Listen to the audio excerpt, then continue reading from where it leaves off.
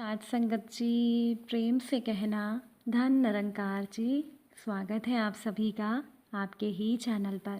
हाजिर हूँ मैं आप सभी के लिए एक दिल को छू लेने वाली साखी लेकर। तो चलिए आज की साखी सुनते हैं। साथ संगत जी, मोहिनी की आयु 22 वर्ष की थी तब उसकी शादी हुई। जब मोहिनी अपने ससुराल में आई तो उसकी सास मोहिनी से बहुत प्यार करती थी। मोहिनी अपने ससुराल में बहुत खुश थी। शादी के 1 साल के बाद मोहिनी के घर बेटे का जन्म हुआ। मोहिनी के पूरे गांव में खुशी मनाई गई और अगले ही साल मोहिनी के घर में एक और बेटे का जन्म हो गया। गांव के सभी लोग कहने लगे कि यहाँ तो मन्नतों के बाद भी कई लोग बेटों का मुंह नहीं देख पाते और कहाँ मोहिनी के आंगन में 2-2 बेटे हो गए। अब कुछ लोग तो मोहिनी से ईर्ष्या भी करने लगे, लेकिन थोड़े ही समय के बाद मोहिनी के घर पर एक बेटी का जन्म हुआ। अब 3-3 बच्चों के साथ सीमित साधना में गृहस्थी चलाना कितना मुश्किल था, ये बात मोहिनी जानती थी। दिन भर काम करते करते वो थक जाती। समय की रफ्तार के साथ अब तीनों बच्चे बड़े होने लगे और उन बच्चों को गांव के माहौल में नहीं रखा गया। मोहिनी का पति एक शिक्षक था, इसीलिए गांव की शिक्षा समाप्त होने के बाद अपने बच्चों को उन्होंने शहर में पढ़ने के लिए भेज दिया।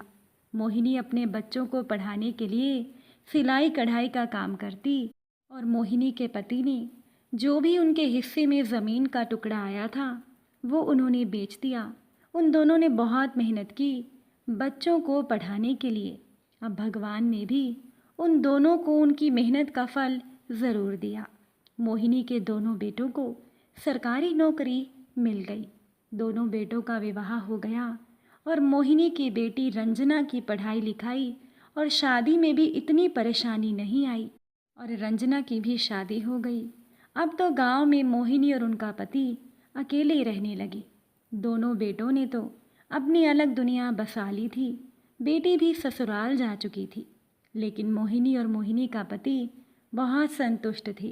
कभी कभार वो अपने बच्चों के पास जाते तो वहाँ ज़्यादा दिन नहीं रुक पाते थे, क्योंकि गांव की खुली हवा और घर को छोड़कर उन दोनों का जाने का मन ही नहीं करता था। लेकिन ऐसा अधिक समय तक नहीं चल पाया। मोहिनी के पति की मृत्यु के बाद गांव के लोगों ने कहा कि अब तुम्हें अपने बेटों के पास जाकर रहना चाहिए। गांव के सभी लोग अक्सर मोहिनी को आकर यही बात कहने लगे। अब मोहिनी परेशान हो गई और एक दिन वो बीमार पड़ गई। मोहिनी का बड़ा बेटा गांव के पास वाले ही शहर में था। गांव वालों के दबाव में वो अपनी माँ को लेकर अपने साथ शहर चला गया। मोहिनी का बड़ा बेटा एक कॉलेज में प्रोफेसर था। उसके पास गाड़ी, नौकर चाकर, मकान, सारी सुविधाएं थी।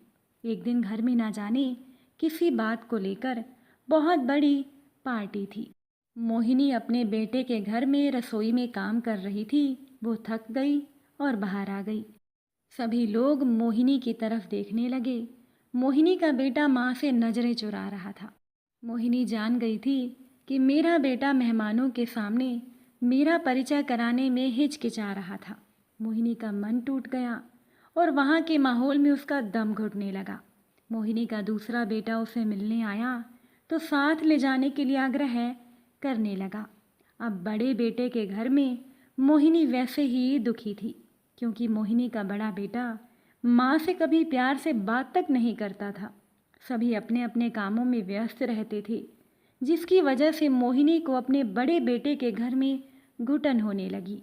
वो अपने दूसरे बेटे के घर जाने के लिए जल्दी से तैयार हो गई, लेकिन जल्दी ही मोहिनी समझ गई कि उसका दूसरा बेटा उसे अपने पास क्यों ले जाना चाहता है, क्योंकि मोहिनी का दूसरा बेटा और बहू दोनों नौकरी करते थे और उनके घर पर कई सालों के बाद एक बेटे का जन्म हुआ। इसीलिए बच्चे की देखभाल के लिए मोहिनी के दूसरे बेटे को माँ की ज़रूरत थी। फिर भी मोहिनी खुश थी कि चलो अपना ही अंश है, मेरे हाथों से पलेगा तो मुझे संतोष होगा। लेकिन मोहिनी के दूसरे बेटे के घर में भी मोहिनी की हैसियत केवल एक नौकरानी जैसी थी। इसी बीच रंजना भी माँ से मिलने के लिए भाई के घर पर गई और अपने भाई और भाभी के तौर तरीके देखकर वो 2 दिन से ज़्यादा भाई के घर पर नहीं रुकी और अपनी माँ को अपने साथ ले जाने की ज़िद करने लगी। कहने लगी, माँ तुम इस घर में एक नौकर की तरह सारा काम करती हो। मोहिनी की छोटी बहू का स्वभाव भी बहुत तेज था। वो बात बात पर अपनी सास से लड़ती झगड़ती थी।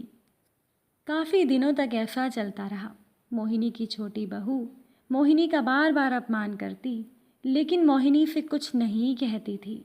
अब एक बार फिर से रंजना अपनी माँ से मिलने के लिए आई तो उसने देखा कि माँ का तो मेरे भाई के घर पर बहुत ज़्यादा अपमान हो रहा है। अब बेटी माँ के अपमान को सहन नहीं कर पाई। माँ से कहने लगी, चलो मेरे साथ, अब यहाँ रुकने की कोई ज़रूरत नहीं। मोहिनी ने कहा, बेटा इस उम्र में बेटी के घर का एहसान मैं नहीं ले सकती। तुम्हारे पिता ने तो तुम्हारे घर का पानी तक नहीं पिया था, फिर मैं तुम्हारे घर पर कैसे चल सकती हूँ। माँ की ये दशा देख रंजना की आंखों में आंसू आ गए। वो सोचने लगी, ये कैसी विडंबना है जो माँ अपने नाजुक कंधों पर अपने तीनों बच्चों का इतने स्नेह से सारा बोझ उठाती रही। आज उसी माँ को दोनों भाई मिलकर भी सम्मान से नहीं रख सकते। ये बात रंजना ने अपनी भाभी को सुना दी। ये सुनकर रंजना की छोटी भाभी कहने लगी, तुम मुझे क्यों सुना रही हो? हम तो फिर भी तुम्हारी माँ को रख रहे हैं, लेकिन अगर तुम्हें लगता है कि हम ठीक से नहीं रख रहे तो तुम अपनी माँ को अपने साथ क्यों नहीं ले जाती? क्योंकि नए कानून में तो बेटा बेटी दोनों बराबर होते हैं। तब ये सुनकर रंजना ने कहा, हाँ अब तो मैं अपनी माँ को लेकर ही जाऊंगी। मैंने अपनी माँ की दुर्दशा देख ली, अब और अपमान नहीं होने दूंगी। ये सुनकर रंजना की भाभी ने कहा, कहने और करने में बहुत अंतर होता है। रंजना ने कहा, भाभी मैं जो कहती हूँ करने की हिम्मत भी रखती हूँ। आज ही बल्कि अभी ही मैं माँ को यहाँ से लेकर जा रही हूँ। अब मोहिनी को बड़ी हैरानी हुई कि उसका छोटा बेटा इन सारी बातों के बीच में एक भी शब्द नहीं बोला। ये देखकर मोहिनी का मन भर आया। उसे समझ में ही नहीं आया कि इन सब के बीच बटी हुई माँ क्या करे। अपना दुख दर्द अपने घुटन किसे बताए। अपने ही बेटे और बहू सच में स्वार्थी हो गए थे। फिर मोहिनी ने सोचा कि अब वो किसके पास किस मुंह से जाए।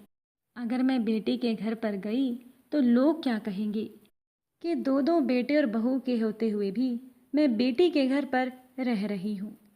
मोहिनी ने बेटे के साथ जाने से बहुत बार मना किया, लेकिन रंजना अपनी माँ को अपने साथ ले गई और बेटी के घर पर मोहिनी को एक सम्मानपूर्वक जीवन मिला।